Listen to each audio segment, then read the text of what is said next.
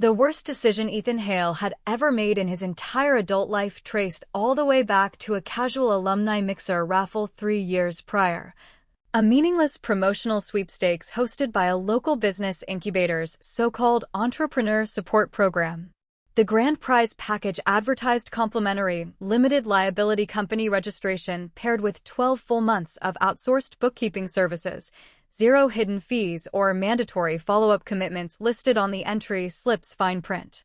Ethan had lingered by the event's registration table after a long evening catching up with old university classmates, half distracted by idle small talk and cheap catered sparkling cider, filling out the printed entry form without a second thought before folding the paper slip and dropping it into a transparent acrylic drawing bin near the banquet hall exit.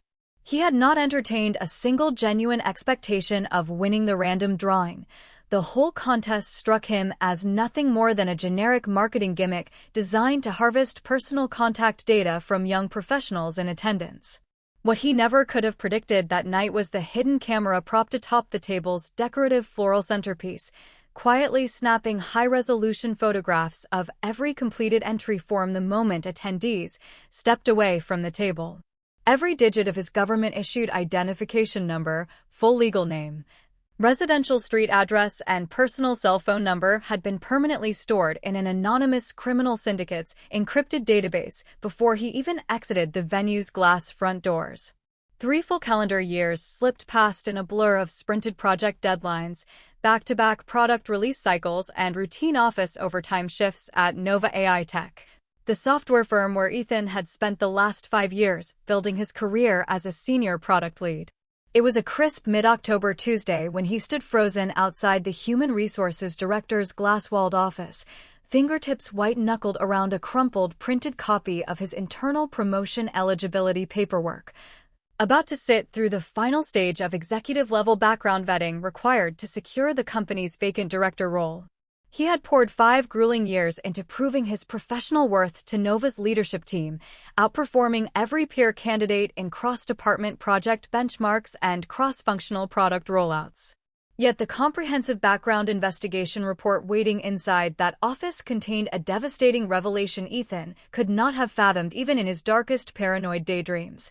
The state's official business registry database listed 11 separate active corporations registered exclusively under his full legal name, with his identification information listed as sole founder, registered agent, chief executive officer, and board member for every single entity on file.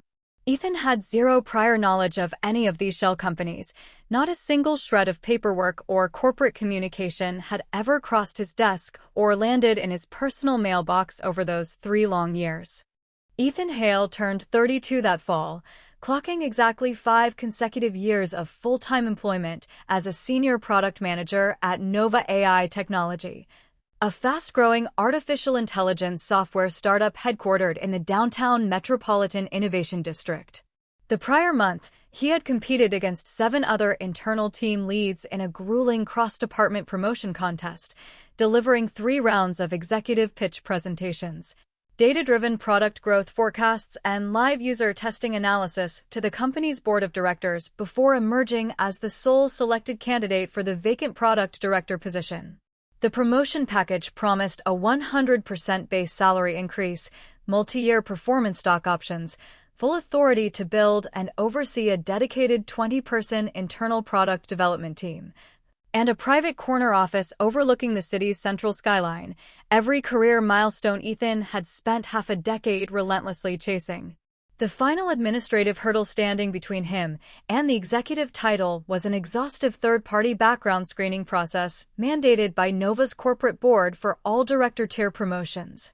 Margaret, the firm's long-serving head of human resources, had pulled Ethan aside 1 week ahead of the official vetting start date to deliver a quiet, earnest heads-up warning about the investigation's far-reaching scope. This level of background audit goes far beyond standard credit history pulls, Ethan, Margaret had explained over steaming mugs of office break room coffee, her tone heavy with unspoken caution. The board's oversight committee demands full transparency on every legal entity tied to your identity, past or present. Double-check every record you can access to eliminate any unforeseen red flags ahead of the report submission deadline. Ethan had laughed off her concern at the time, certain his personal and professional record carried zero blemishes to raise executive alarm. His daily routine followed a rigid, unremarkable cycle: early morning commutes to the office, 8 to 10 hours of intensive product roadmap planning, and cross-team stakeholder meetings each weekday evening. Weekend hiking trips through the regional mountain preserves or solo contemporary art gallery visits downtown, and rare casual dinner outings with a small circle of trusted college friends. He maintained a spotless consumer credit score, zero outstanding credit card debt, no personal loans, zero history of payday advances or online peer-to-peer lending platforms, and not a single late utility bill payment logged across multiple years of credit bureau tracking. "I haven't touched a single online loan service in my entire adult life, Margaret," he'd reassured her with unshakable confidence, unaware the catastrophic identity fraud waiting to unravel his hard-earned promotion hovered unseen just out of sight. Margaret's expression had failed to soften in response to his confident declaration. Her brow creased with quiet foreboding as she leaned forward across the break room laminate table to share unsettling industry horror stories she'd encountered throughout her 15 years in corporate human resources leadership. "I've watched multiple high-potential mid-level managers lose hard-fought promotions over this exact hidden risk scenario," Margaret disclosed in a lowered, confidential voice, glancing over both shoulders to ensure no passing administrative staff could overhear their private conversation. "Just last fiscal quarter, a senior engineering lead lost his shot at vice president when background auditors uncovered an unknown limited liability company registered under his Social Security number. Turns out his student identification slip had been photographed during an undergraduate startup competition years prior, then resold to an identity theft ring that filed corporate registration paperwork without his knowledge. He spent weeks gathering witness statements and police reports to clear his name, but the board had already filled the vacant executive role with a secondary candidate by the time he finished compiling evidence. Even when the fraud is fully proven, lingering doubt lingers in every board member's mind. Ethan's chest tightened with a faint, unplaceable prickle of unease as he absorbed her cautionary anecdote, dismissing the unlikely scenario as a one-off isolated incident reserved for careless university students rather than meticulous, security-conscious working professionals like himself. That same evening, the moment he unlocked the front door to his compact downtown studio apartment, he dropped his canvas work backpack on the entryway floor and collapsed onto a linen sofa, immediately pulling out his smartphone to download a state business registry lookup mobile application. He typed his full legal name into the search bar first, scrolling through dozens of unrelated individuals sharing the same common moniker across the state's corporate database. None of the matching entries listed his unique Social Security identification number or residential address, offering a fleeting sense of temporary relief. Next, he input his full 9-digit Social Security code directly into the platform's advanced identity filter function, only to receive a blunt on-screen notification reading "No corporate entities linked to this identification number found in public registry records." Ethan exhaled a heavy sigh of relief, capturing a crisp screenshot of the blank results page to forward to Margaret via work email first thing the following morning as proof of his clean corporate record.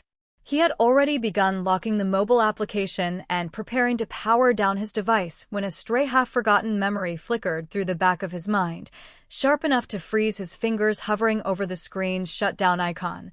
Exactly 12 months prior, he had misplaced his physical government identification card while rushing through a crowded downtown transit station rush-hour crowd.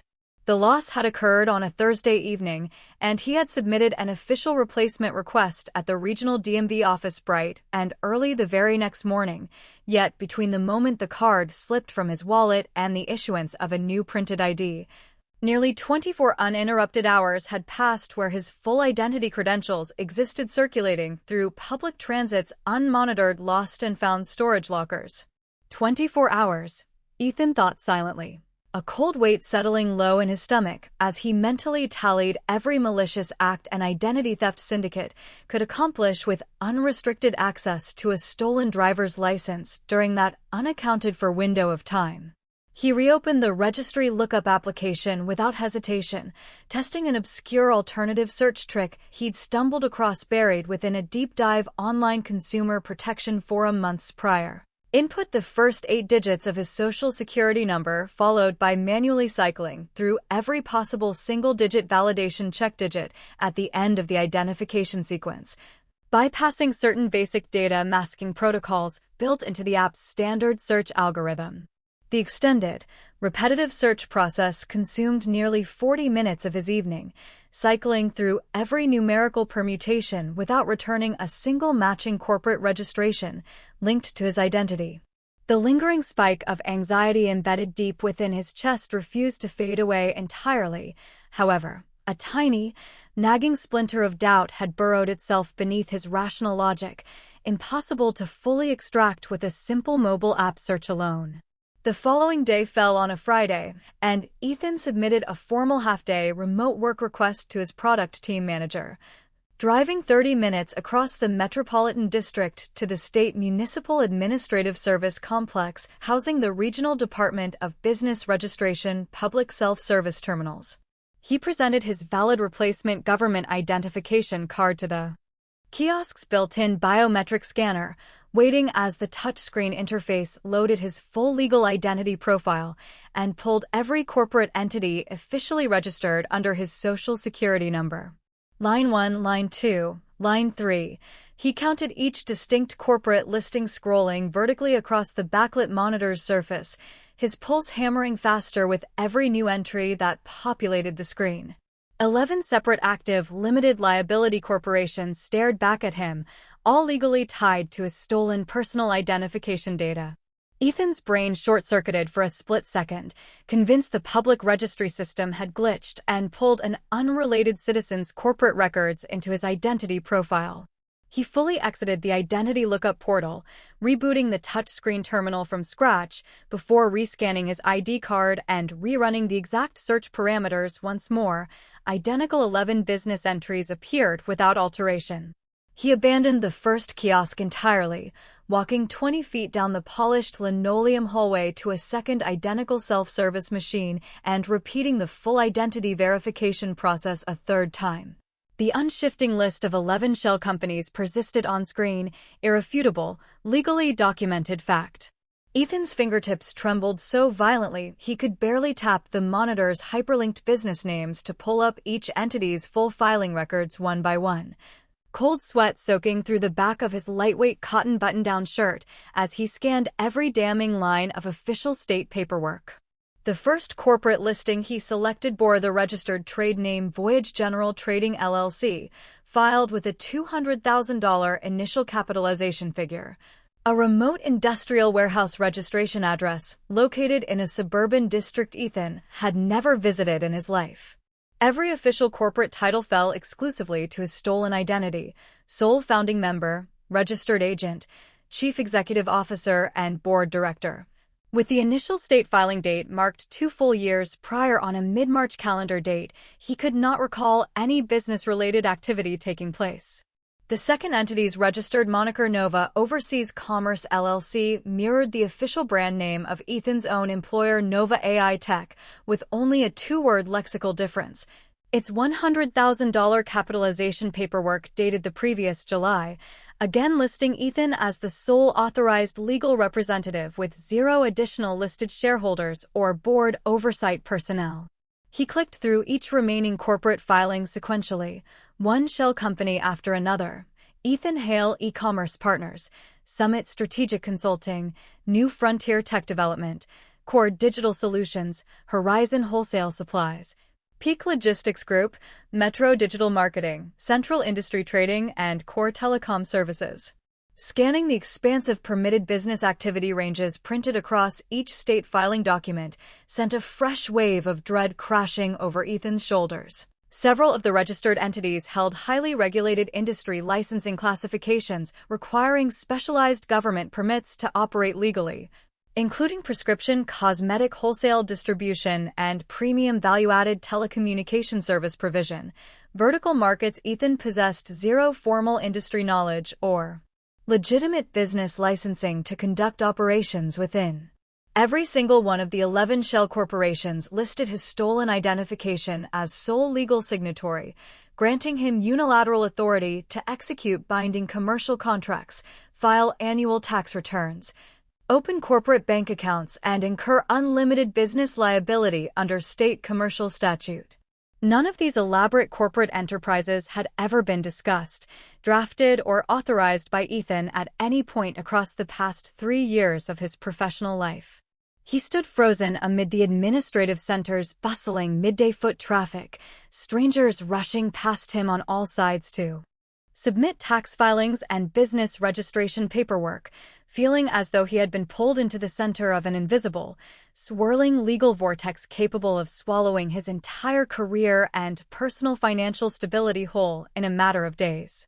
The primal urge to scream, hurl his smartphone against the tiled floor, or sprint straight to the municipal police substation stationed on the complex's ground floor roared to life inside his chest, yet he clamped down hard on every impulsive emotional instinct, recalling Margaret's earlier cautionary anecdote echoing through his racing thoughts.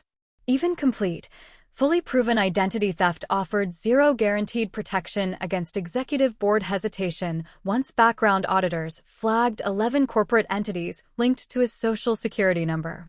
The formal promotion interview and final background report submission deadline loomed only 7 calendar days away, leaving Ethan with an impossibly narrow window of time to resolve the catastrophic identity fraud crisis threatening to erase 5 years of hard-earned professional advancement. If the third-party vetting firm delivered a finalized audit report listing 11 active corporations registered under his identity, no amount of verbal explanation or witness testimony would fully erase the board's lingering suspicion. Executive leadership would inevitably draw one of 3 unflattering, career-ending conclusions from the uncovered corporate records. Either Ethan possessed grossly negligent personal security habits incapable of safeguarding critical legal identity credentials required to oversee a 20-person product division, or he had secretly operated competing off-the-books business ventures while employed full-time at Nova AI Tech in direct violation of the company's non-compete employment clauses, or he was willfully complicit in unregulated gray market commercial activity concealed behind anonymous shell company structures.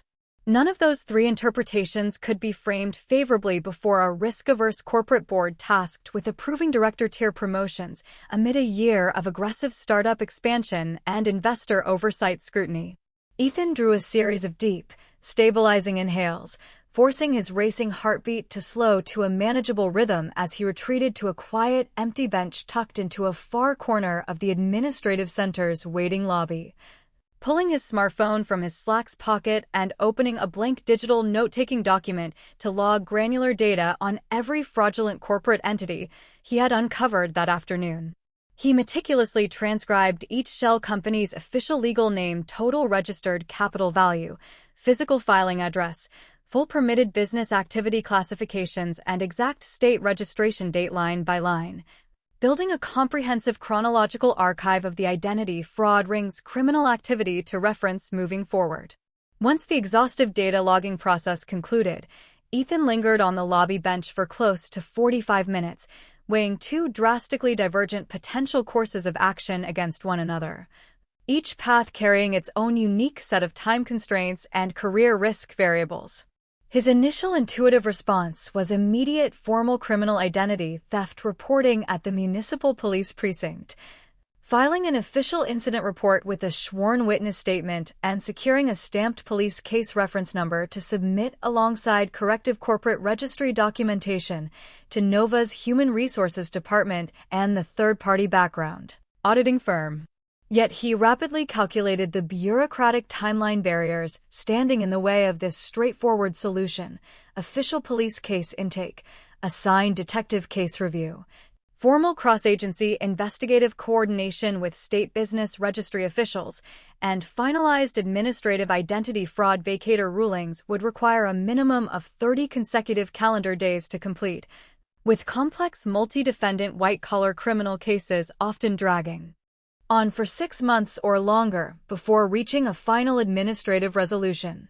The comprehensive background audit and promotion eligibility decision would be finalized in 7 short days. Far too narrow a window to wait out the drawn-out criminal justice process required to fully clear his identity of the 11 fraudulent corporate filings. Beyond the crippling time delay obstacle, a secondary hidden risk loomed if he filed an official police incident report. Every filed criminal complaint would be cross-referenced within the National Public Records databases third-party background auditors accessed during their comprehensive vetting protocols. Rather than presenting Ethan as a blameless identity theft victim with a straightforward witness statement explaining unknown shell company registrations, the finalized background report would flag an active ongoing white-collar criminal investigation tied directly to his legal identity, painting him as an individual entangled in unresolved legal controversy rather than a passive victim of anonymous criminal actors. The subtle semantic distinction between the two classifications would carry devastating weight before Nova's risk-averse board members evaluating his director promotion candidacy.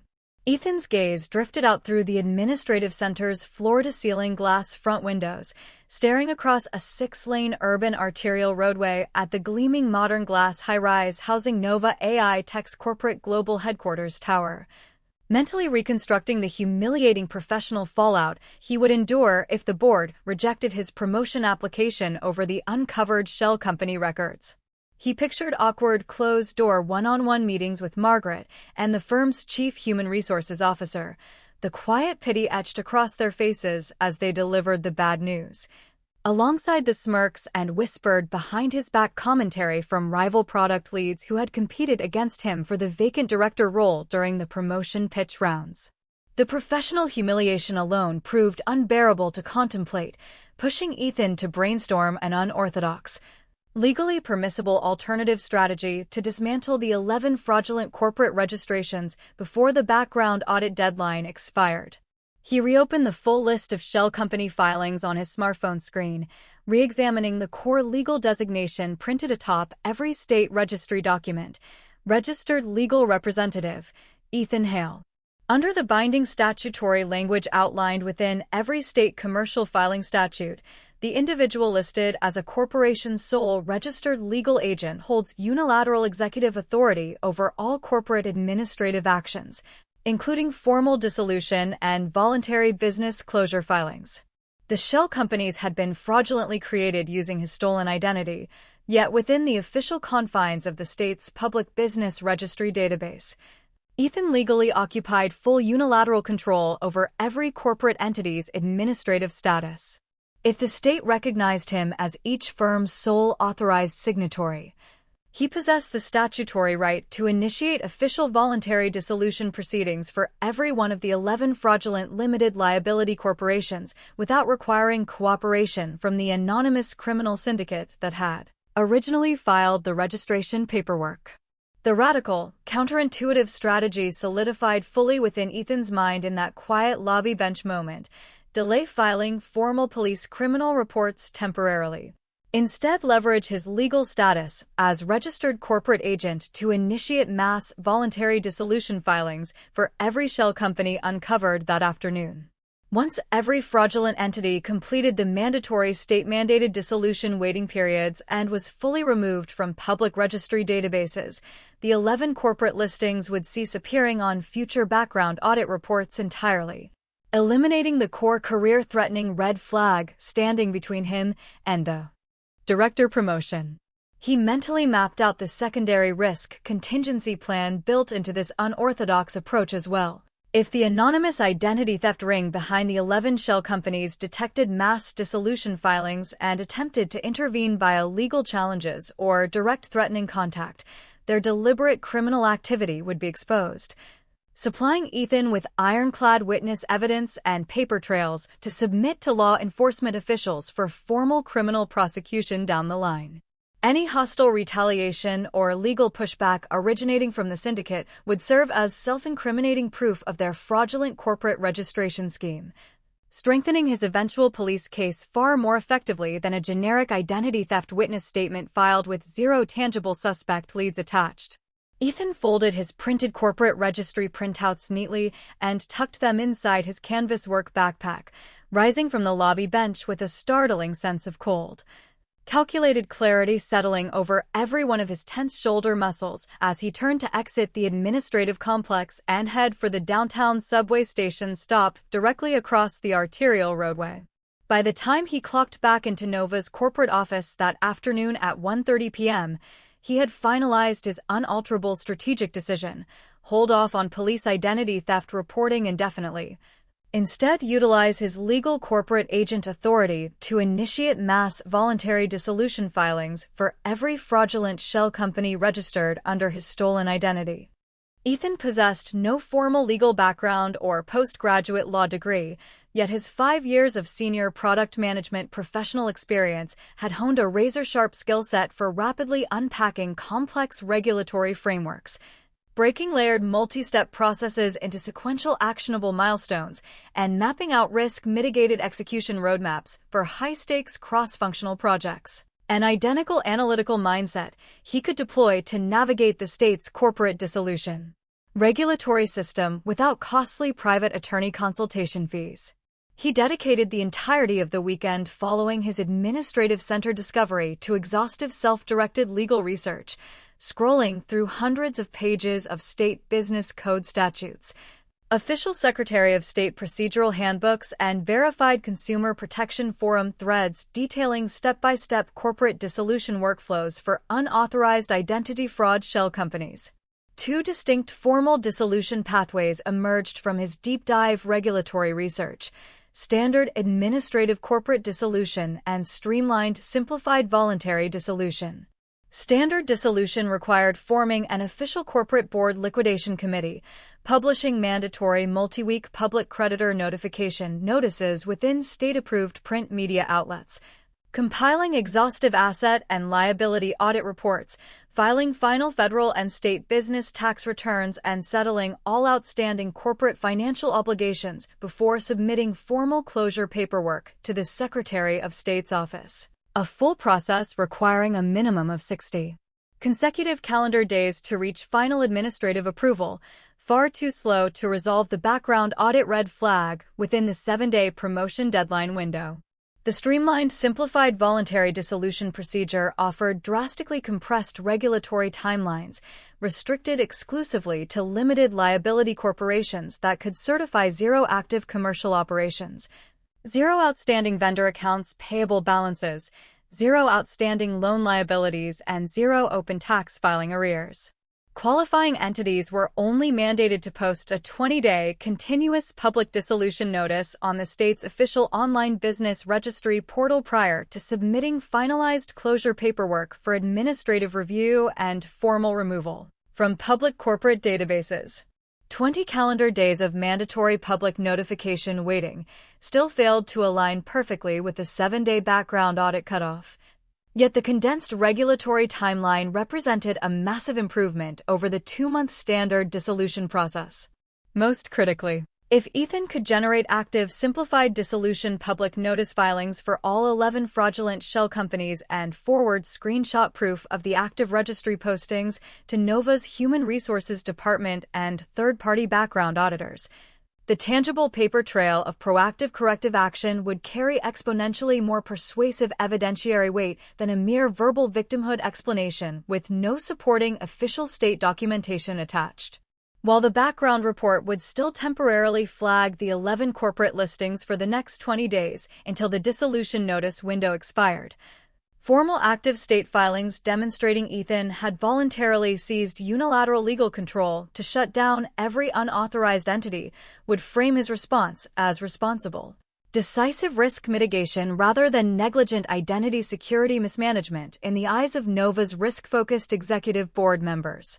As he dug deeper into the simplified dissolution procedural fine print, Ethan uncovered a crippling procedural roadblock halting his progress entirely. Every formal online registry filing to initiate streamlined voluntary dissolution required valid official corporate digital identification credentials and a registered physical corporate seal on file with the Secretary of State's office. Two critical legal documents fully controlled by the anonymous identity theft syndicate that had fraudulently registered the 11 shell companies using his stolen identification data.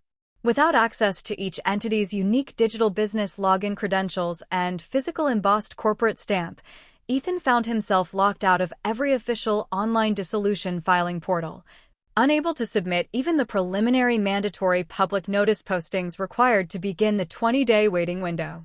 He spent every waking hour across Saturday and Sunday scrolling through state electronic business statute manuals and official Secretary of State digital filing support guides, hunting for regulatory loopholes or alternative procedural workarounds to bypass the mandatory digital ID and corporate seal filing prerequisites. Late Sunday evening, after hours of fruitless regulatory research, Ethan nearly surrendered to despair. Opening anonymous consumer protection discussion forums to scroll through hundreds of peer accounts detailing identical stolen identity shell company fraud scenarios, hoping to locate actionable real-world solutions shared by other identity theft victims who had navigated the same bureaucratic dead end. The vast majority of forum commenters recommended immediate police incident reporting followed by formal state registry fraud challenge petitions, a solution Ethan had already ruled out due to the catastrophic 7-day background audit timeline conflict, delaying his promotion eligibility review. Buried beneath dozens of generic repetitive advice threads, a single short, unassuming user comment caught Ethan's eye, completely reshaping the trajectory of his entire corrective action strategy. If you are legally listed as the sole registered corporate agent on state filings, you can independently retrieve the entity's official digital business ID credentials through the state's electronic business mobile application using only your personal government-issued identification and live biometric facial scan authentication, no corporate seal or pre-existing login credentials required to initiate credential recovery. Ethan shot upright from his threadbare apartment sofa the instant he processed the comment's game-changing procedural workaround. Fumbling for his smartphone and immediately navigating to the official state Secretary of State electronic business mobile application available for free public download on all mobile operating systems. He launched the app, input the full legal registered trade name of Voyage General Trading LLC, the first fraudulent shell company he had uncovered that Friday afternoon, and followed the on-screen biometric authentication prompts precisely as outlined in the forum user's verified solution guide.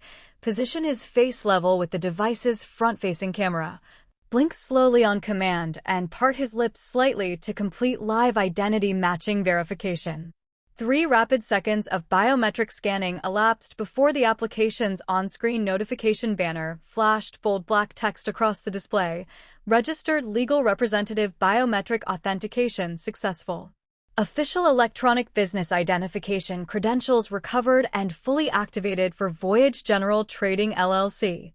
Ethan's heart hammered so violently against his ribcage he could hear the rapid thudding pulse echoing inside his own eardrums, overcome by a surreal, disorienting sense of contradictory triumph. He now held full unilateral digital administrative control over a business entity criminal actors had fraudulently created using his stolen identity data, a powerful legal tool he could wield to systematically dismantle every trace of their illegal corporate registration scheme without their advance knowledge or cooperation.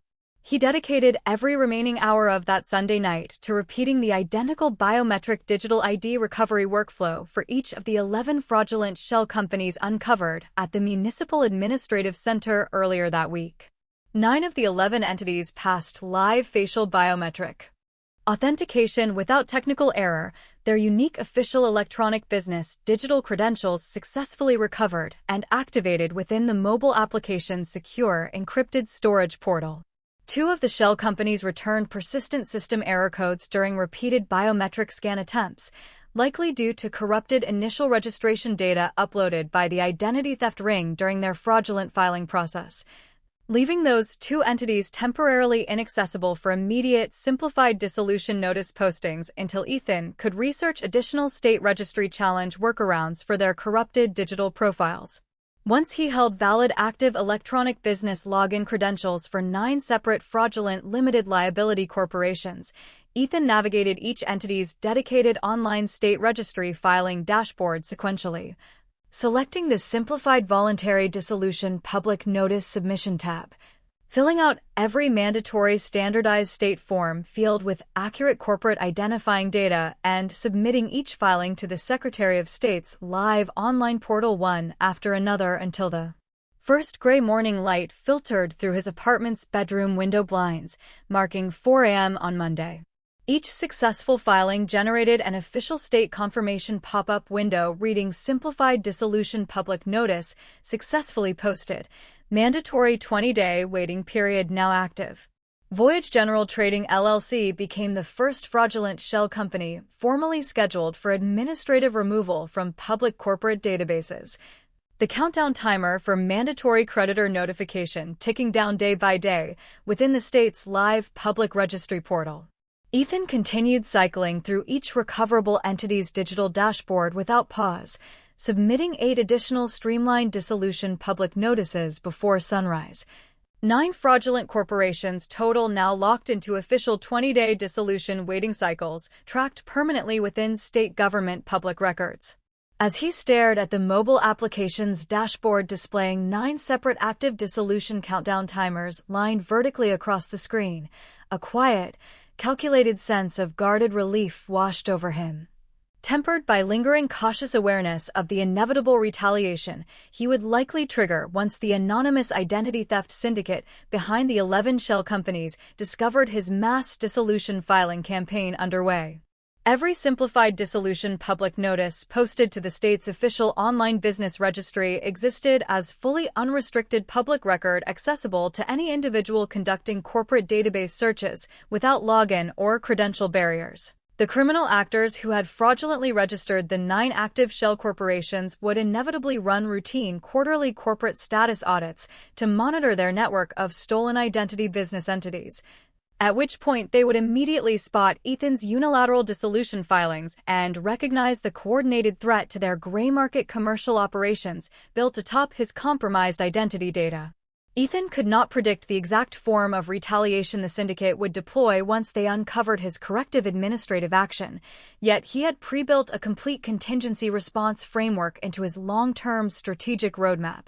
Any hostile outreach, threatening communication, or legal pushback originating from the identity theft ring would serve as self-incriminating criminal evidence he could compile and submit to local police detectives to launch a fully substantiated formal identity theft and corporate fraud criminal investigation, complete with direct suspect leads and verifiable paper trails. The generic unsubstantiated witness statement he had initially planned to file would entirely lack. Monday morning arrived, and Ethan reported to Nova AI Tech's corporate headquarters at his standard 8 a.m. start time, outwardly composed and unremarkable to every colleague and administrative support staff member he crossed paths with throughout the office open workspace floor, concealing the all-night digital filing marathon and catastrophic identity fraud crisis weighing heavy on his mind beneath a neutral, professional demeanor.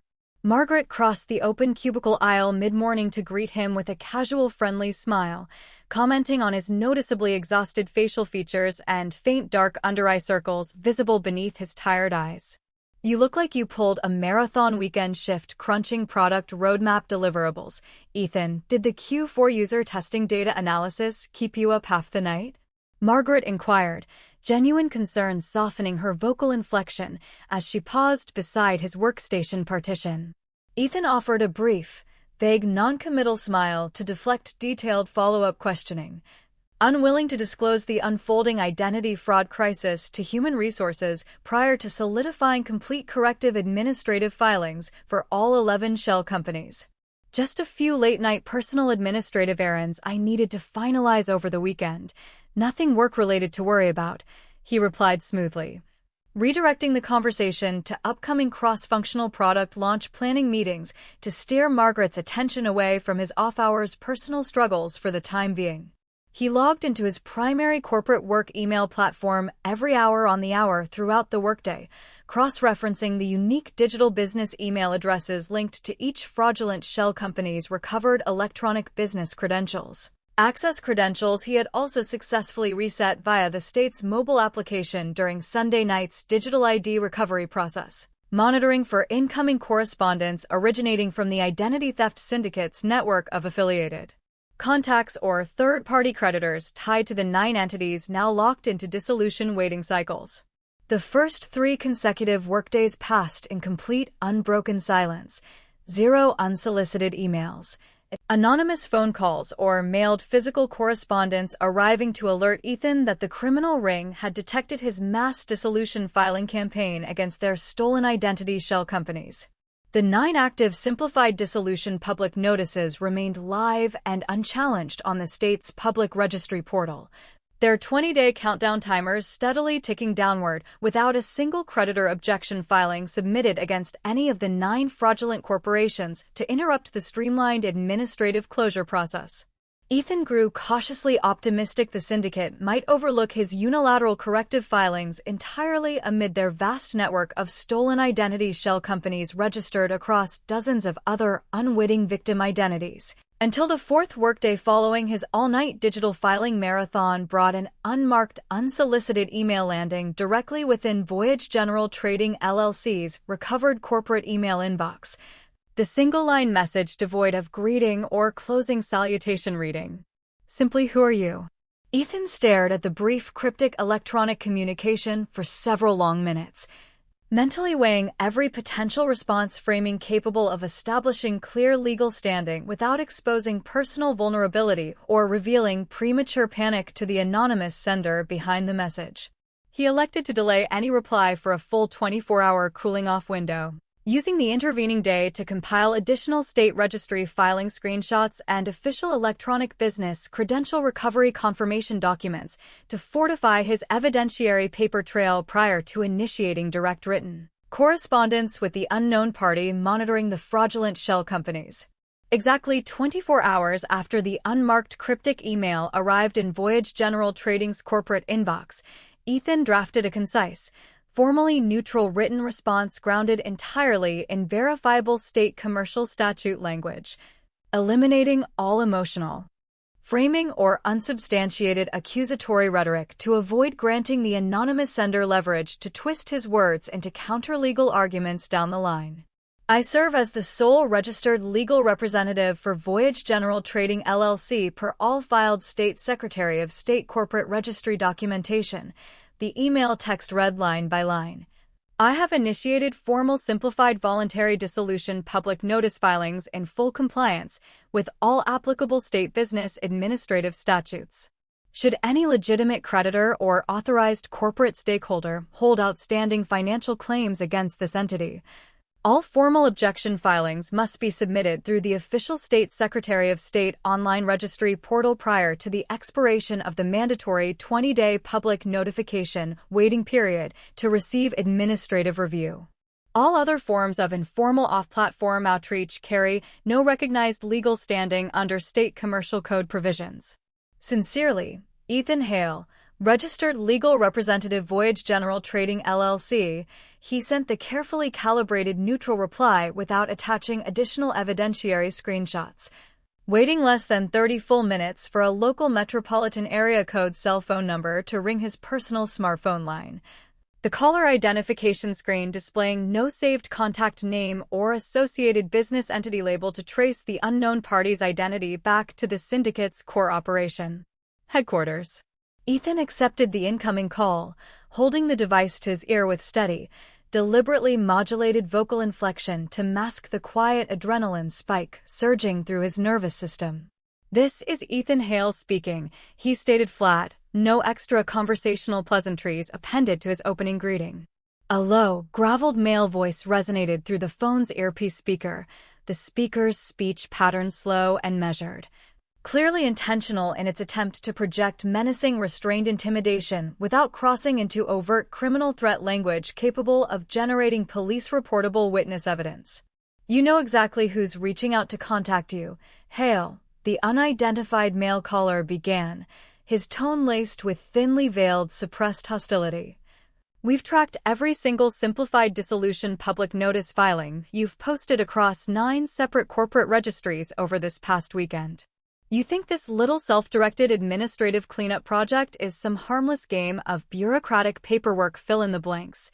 Ethan maintained unshakable composure despite the cold prickle of alarm racing up his spine, anchoring every verbal response strictly to legally verifiable state statute language to defuse the caller's attempted intimidation tactics.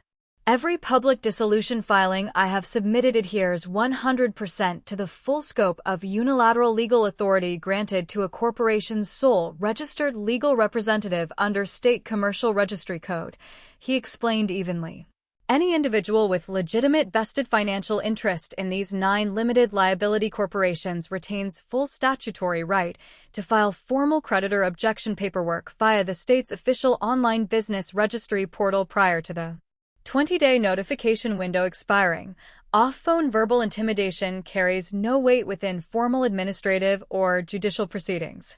A bitter, derisive huff of mocking laughter crackled across the phone line's audio transmission static in response to Ethan's measured legal rebuttal. You think regulatory fine print will shield you from the professional fallout we can trigger at your fancy AI software office downtown? The male caller's tone hardened, shedding all faint pretense of casual neutrality to deliver thinly veiled career-ending blackmail. Nova AI Tech's executive board runs a hyper-rigorous background audit protocol for every director-level promotion candidate, correct? Imagine the catastrophic reputational damage of those 11 corporations registered under your identity surface on the finalized vetting report, no matter how many state dissolution filings you've rushed to post ahead of the official board review meeting. Who on their executive oversight committee would vote to entrust a 20-person product development division to an individual whose legal identity is tied to 11 unregulated shell corporations? Ethan's pupils contracted sharply as the caller laid bare intimate internal corporate knowledge of Nova's confidential promotion vetting framework. Proof positive the syndicate had conducted exhaustive background reconnaissance research targeting every detail of his professional life prior to reaching out with threatening outreach, leaving no ambiguity regarding their willingness to weaponize his career aspirations as retaliation for the mass dissolution filings he had initiated against their fraudulent corporate network. He forced his vocal delivery to remain steady and unwavering, despite the visceral surge of anxiety coiling tight in his lower abdomen, refusing to reveal any trace of fear or negotiation willingness to the blackmailer on the other end of the phone connection. This constitutes an explicit attempt to engage in coercive retaliatory intimidation, leveraging my professional career prospects as bargaining leverage to obstruct statutorily authorized corporate administrative action, Ethan stated plainly, documenting every spoken threat mentally for future police witness statement transcription. I hold full state registry filing evidence substantiating my unilateral legal standing to initiate dissolution proceedings for all 11 fraudulently registered entities. Any hostile retaliatory action originating from your affiliated network will be fully preserved as criminal witness evidence submitted to local municipal police and state attorney general white-collar fraud investigative units for formal prosecution review. The unidentified male caller's voice dropped into a sharp, icy snarl, every faint veneer of restrained performative neutrality evaporating entirely from his vocal delivery. I'm not issuing hollow threats. Hail, this is a straightforward, mutually beneficial compromise offer you would be wise to accept without reckless, stubborn pushback. Immediately log back into each electronic business digital ID account you recovered this weekend. Submit formal public notice withdrawal filings to retract every pending simplified dissolution posting. And delete all stored electronic business credential data from your mobile application's secure portal storage. If you comply fully with those 2 corrective demands, we erase all further hostile outreach directed at your personal and professional life. And every outstanding conflict between us is treated as permanently resolved with 0 lingering fallout for your Nova promotion candidacy. Ethan fell silent for several prolonged heartbeats, mentally calculating the catastrophic professional consequences he would endure if he conceded to the caller's coercive settlement terms and retracted every dissolution filing he had spent an entire all-night weekend drafting and submitting to the state registry portal. Retracting the 9 active dissolution public notices would erase every tangible corrective administrative paper trail he had built to present to Nova's Human Resources Department and third-party background auditors, leaving the 11 fraudulent shell corporations fully intact and unaddressed on state public records as the 7-day promotion vetting deadline arrived, guaranteeing his director candidacy would be summarily rejected by Nova's risk-averse executive board without a single viable evidentiary counterargument to present in his own defense. Conceding to the syndicate's blackmail demands represented an irreversible surrender of every legal leverage point he held to dismantle their illegal identity fraud corporate operation, ceding unilateral administrative control back to anonymous criminal actors who would undoubtedly continue to exploit his stolen identity data for unregulated gray market commercial activity indefinitely into the future. I will not retract a single state registry dissolution filing or erase recovered electronic business credentials, Ethan replied firmly, no trace of negotiable flexibility coloring his measured vocal tone. All statutorily authorized administrative corrective action I have initiated will remain active on the state public registry portal for the full mandatory 20-day notification waiting period as dictated by state commercial code provisions. Any attempt to obstruct these legal filings via retaliatory professional sabotage will result in complete formal criminal evidence submission to local law enforcement authorities without delay. A furious, abrupt dial tone blared across the phone's earpiece speaker the instant Ethan finished delivering his unyielding refusal, the unidentified blackmailer terminating the hostile phone call mid-sentence without additional verbal exchange to offer further compromise terms or follow-up threats. Ethan lowered the smartphone from his ear, setting the device flat atop his office workstation laminate surface and staring blankly at the 9 active dissolution countdown timers still visible on the state mobile application's digital dashboard. Every muscle in his upper body taut with suppressed nervous tension as he processed the full scope of the syndicate's reconnaissance and blackmail capabilities.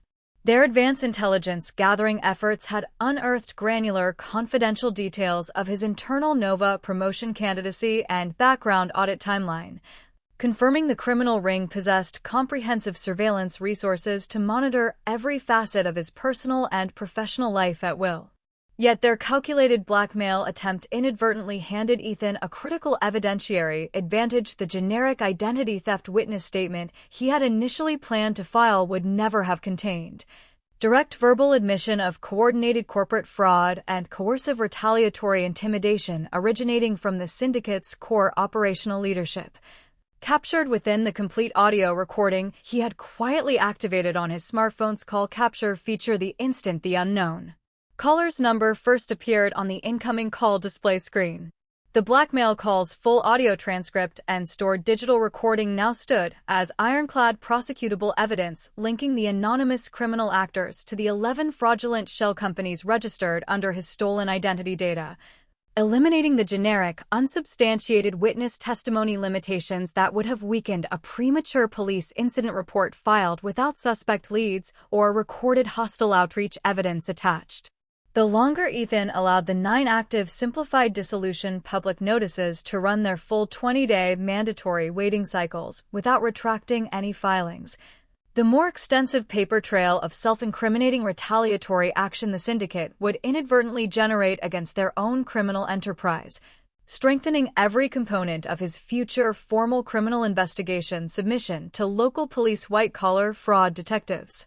Ethan dedicated every evening following the blackmail phone call to deep-dive open-source background research tracing the unknown caller's local metropolitan phone number he had captured via call recording, inputting the full 10-digit contact sequence into multiple cross-reference public business registry lookup platforms to uncover affiliated corporate entity ties linked to the numerical line's registered service provider account.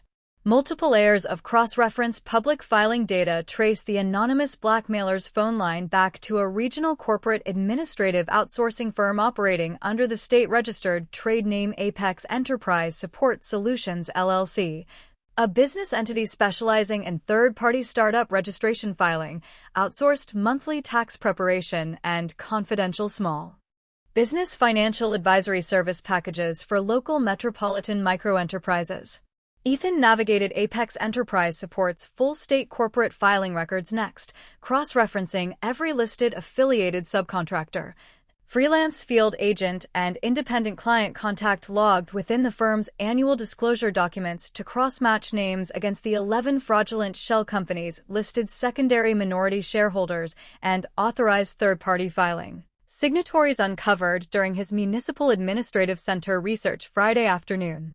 A recurring proper noun surfaced repeatedly across dozens of overlapping cross-reference filing records. Walter Cole, a full-time client acquisition field agent formerly employed on Apex Enterprise Support's official staff roster, listed as the authorized third-party registration filer for 7 of the 11 stolen identity shell corporations uncovered under Ethan's legal identity. Ethan expanded his open-source investigative research outward to regional small business social media forums and local startup networking event digital discussion boards, locating a years-old archived thread detailing third-party clients, mixed negative and positive first-hand accounts of Apex Enterprise Support's outsourced corporate registration service packages. Multiple anonymous forum commenters posted identical cautionary anecdotes warning other local entrepreneurs against utilizing Apex's low-cost startup filing bundles, detailing unconfirmed rumors of the firm's field agents covertly copying attendee identification forms collected at alumni mixers, university startup pitch competitions, and downtown commercial recruitment job fairs to mass file unapproved shell company registrations using stolen personal identity data without the form submitters' advance knowledge or formal written consent. The fragmented, scattered pieces of the criminal syndicate's operational business model clicked seamlessly into a fully cohesive chronological timeline inside Ethan's analytical product management-trained mind.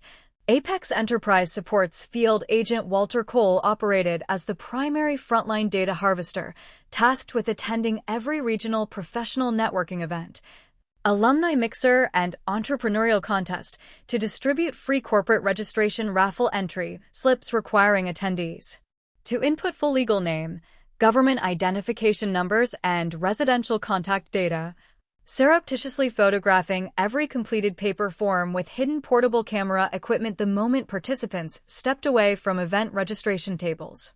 The captured identity datasets were then forwarded to Apex's founding managing director Gregory Voss, who oversaw a back-office team of administrative clerks tasked with bulk state registry filing for unlicensed gray market shell corporations utilizing the harvested stolen identity information as fraudulent sole registered legal representatives for every newly created limited liability company.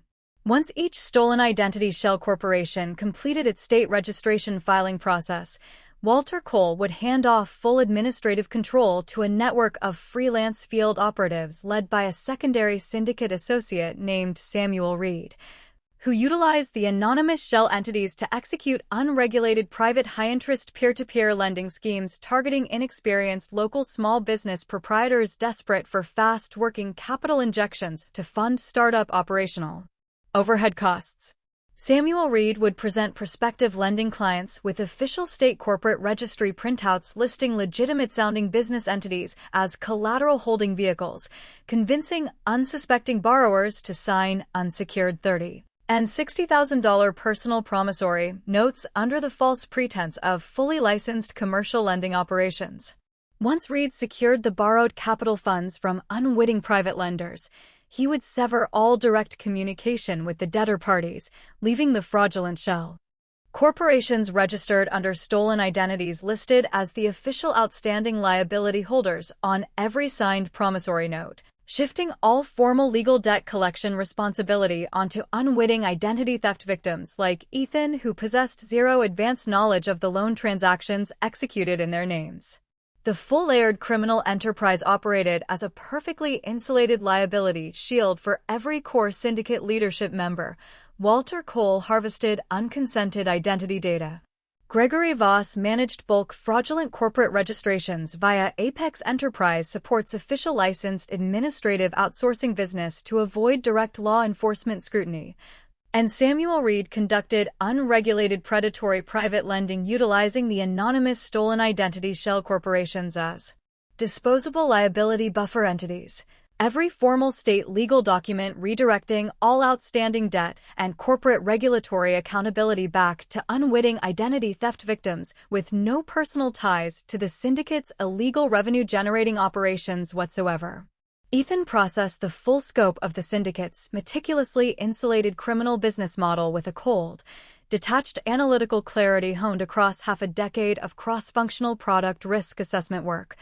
Recognizing he had inadvertently stumbled upon a fully traceable white-collar fraud conspiracy with multiple identifiable cooperating witnesses, waiting to provide corroborating victim testimony once law enforcement initiated formal investigative case intake procedures. He no longer felt paralyzed by the crippling sense of powerlessness that had overwhelmed him standing alone amid the municipal administrative center's crowded lobby that Friday afternoon, staring at 11 fraudulent corporate listings tied to his stolen identity data, every sequential dissolution filing he had initiated, every hostile blackmail communication captured via phone recording, every cross-reference public business filing trace he had compiled now functioned as interconnected evidentiary puzzle pieces capable of fully dismantling. Apex Enterprise supports illegal identity theft shell company manufacturing ring from top leadership down to frontline data harvesting field agents.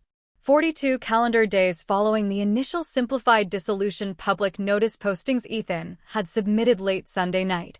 The mandatory 20-day creditor notification waiting periods expired for all 9 recoverable fraudulent shell corporations. 0 formal objection filings submitted to the state registry portal by any third-party creditor or syndicate-affiliated contact across the full notification window timeline.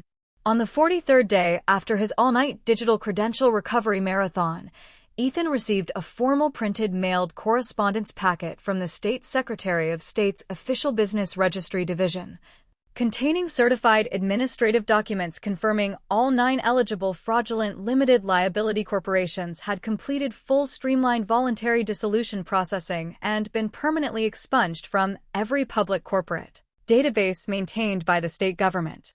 The 2 remaining corrupted digital profile shell companies Ethan had been unable to recover electronic business credentials for during his initial weekend filing work were simultaneously routed into standard 60-day liquidation dissolution workflows. Formal creditor notification publications submitted via state-approved print media outlets per full administrative liquidation regulatory mandates. Every outstanding liability and corporate ownership record flagged for State Fraud Unit Secondary investigative review due to the matching stolen identity filing patterns uncovered during registry staff data cross-referencing protocols. The identical mid-October week Ethan received the state's certified dissolution expungement paperwork, the third-party background auditing firm contracted by Nova AI Tech to conduct director-tier promotion vetting submitted their finalized comprehensive investigative report to the firm's human resources executive leadership team.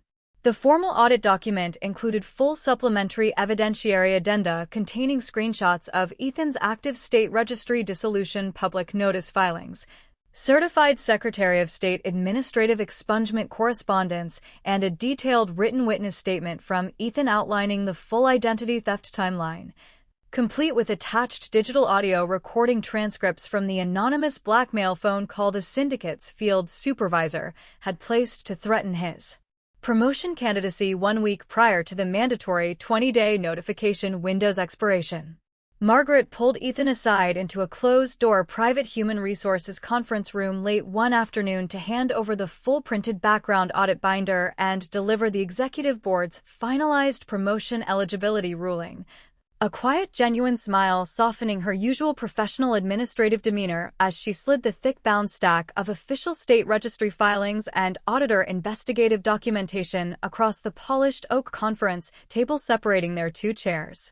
The board's Risk Oversight Committee completed a full line-by-line review of every supplementary evidentiary attachment you submitted alongside the standard background questionnaire, Margaret explained, her tone warm with unreserved professional approval.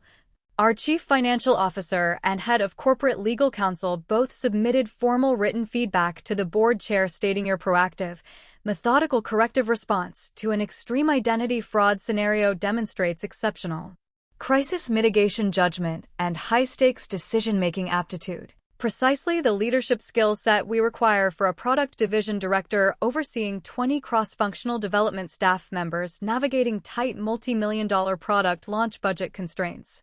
Every single board member voted unanimously to approve your director promotion candidacy without further delay. Your private corner office lease paperwork and revised executive compensation package are scheduled for formal signature first thing tomorrow morning. Ethan absorbed the weight of 5 years of relentless career dedication, finally coming to full fruition after weeks of crippling identity fraud-fueled professional uncertainty. A quiet undercurrent of bittersweet relief settling deep within his chest as he scanned the certified state dissolution expungement paperwork resting atop the audit binder's front cover page. That same late afternoon, after concluding the closed-door human resources promotion meeting, Ethan's corporate work email platform delivered an unsolicited incoming message originating from an unfamiliar private individual's personal email domain address. The sender's full legal name listed as Clara Mercer within the email header's contact metadata. The concise body text of the electronic communication read straightforwardly, devoid of emotional framing or overly dramatic descriptive language. I recently completed a background audit screening process for a mid-level regional management promotion at my own technology firm, only to discover 4 separate limited liability corporations fraudulently registered under my social security number by a stolen identity data from a local alumni networking event raffle entry slip I filled out 2 years prior. I've exhausted every basic consumer protection mobile app search I can locate and cannot identify a viable administrative workaround to initiate corporate dissolution filings without police reports delaying my promotion timeline indefinitely. I came across several archive state registry public notice postings showing 9 matching stolen identity shell corporations you successfully filed simplified dissolution paperwork for last month. And I'm reaching out to request detailed step-by-step guidance replicating your corrective administrative process to resolve my own identity fraud crisis before my company's executive promotion review deadline arrives in 10 days' time. A low-resolution screenshot attachment accompanied the brief introductory email, displaying 4 separate fraudulent corporate listing entries on the State Business Registry mobile application search interface. Every entity's registered legal representative line listing the sender Clara Mercer's full stolen legal identity data, exactly mirroring the identical criminal filing pattern Ethan had spent weeks dismantling for his own 11 shell companies, uncovered back in October at the Municipal Administrative Service Complex. Ethan leaned back in his newly assigned private director's office leather executive chair, staring out the floor-to-ceiling glass wall overlooking the downtown metropolitan skyline stretching across the horizon, mentally replaying the full sequential chain of catastrophic stress, calculated regulatory research, late-night digital filing marathons, and high-stakes blackmail retaliation threats that had reshaped his entire understanding of personal identity security and state corporate administrative statute authority over the past 6 weeks.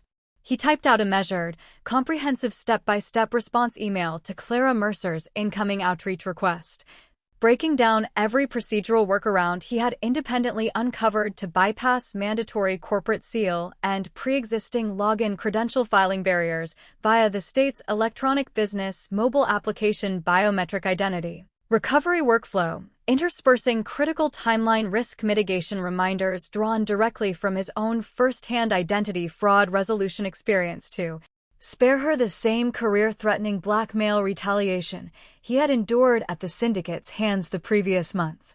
Before finalizing the email draft to send, Ethan appended a single concise concluding paragraph capturing the hard-won pivotal insight that had transformed his entire crisis resolution strategy back on that crowded municipal administrative center lobby bench weeks prior. The radical counterintuitive choice to delay immediate police reporting and instead wield the unilateral legal corporate agent authority the state's own commercial registry statutes had inadvertently granted him over the syndicate's stolen identity shell corporation network. Do not rush straight to file a police incident report at the first sign of fraudulent corporate registrations linked to your stolen identity data. The criminal actors behind these bulk shell company filing rings rely on victims defaulting to generic witness statement police filings that generate zero actionable suspect leads for detectives to pursue. The state's business registry framework grants every legally listed registered corporate representative unilateral administrative control over every entity filed under their identity credentials. Utilize that statutorily authorized authority to initiate public dissolution notice filings first. Force the syndicate to expose themselves via retaliatory hostile outreach, and capture verifiable incriminating witness evidence against their leadership before submitting fully substantiated formal criminal fraud incident reports to local white-collar investigative units. The law does not merely label you a passive victim of identity theft when criminal actors abuse your personal credentials to register shell corporations. It temporarily grants you unilateral executive power over the illegal business entities they created in your name. The only question that separates helpless victimhood from decisive corrective action is whether you possess the willingness to learn how to wield that unexpected legal authority to dismantle their criminal network piece by piece. Ethan clicked the electronic send button to forward the detailed guidance email to Clara Mercer's personal inbox. Setting his smartphone face down atop the polished walnut director's desk and turning his full attention back to the floor-to-ceiling office glass windows framing the sprawling downtown city landscape bathed in soft, golden late-afternoon autumn sunlight filtering through the glass panes. Every catastrophic identity-fueled crisis he had endured over the past 6 weeks faded into quiet retrospective perspective as he watched distant commuter traffic flow along the arterial 6-lane roadway visible far below the high-rise executive office window. Realizing the seemingly inescapable legal trap the syndicate had constructed using his stolen identity data had concealed an unforeseen built-in escape route embedded within the fine print of state commercial registry legislation all along. The criminal ring had weaponized his personal legal identity as a disposable liability shield to insulate their predatory gray market lending revenue streams from regulatory oversight and debt collection accountability. Yet the identical state filing paperwork they had submitted to execute their fraudulent business scheme had simultaneously handed him the fully legal administrative toolset required to systematically erase every trace of their illegal corporate Operation One public dissolution. Filing at a time. He had spent weeks trapped inside a seemingly inescapable crisis vortex born from a single casual alumni mixer raffle entry slip filled out without a second thought 3 years prior. Yet the legal authority the syndicate had unintentionally ceded to him via their own stolen identity state registrations had ultimately unlocked a path to dismantle their entire insulated white-collar fraud conspiracy and clear his personal, professional record without sacrificing the 5 years of hard-earned career advancement he had dedicated his life to building within Nova AI Tech's competitive startup corporate ecosystem. Every crippling wave of panic, sleepless regulatory research all-nighter and hostile blackmail threat had functioned as sequential stepping stones leading toward full resolution of the identity fraud crisis that had once threatened to permanently derail every professional milestone he had spent half a decade relentlessly pursuing, a hard-learned lifelong lesson etched indelibly into his memory for every future personal identity security decision he would make moving forward.